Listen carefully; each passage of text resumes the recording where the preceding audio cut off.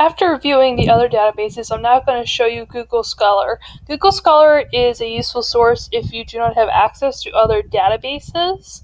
Some states do not have something like Inspire. Other times you do not have access to a public or academic library.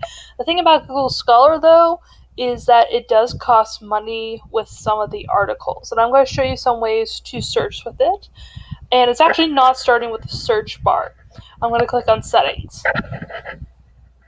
And you can decide what collections to go through, how many pages, how many results you get, if you should import your citation into one of these so you can save it. You can change languages. You can show library access to certain libraries if you want to see if you can get the article somewhere else, and your account, and how to cite it. So I'll go back to the actual search place. I'm not going to include patents, but I am going to include articles. So I'm going to search for, once again, George Washington.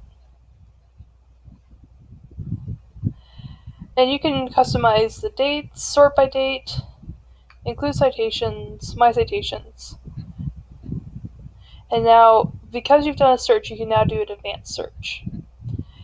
You can use exact phrases, one or part of the words, anywhere in the article, who it's by, and dates between. Now I want the exact phrase of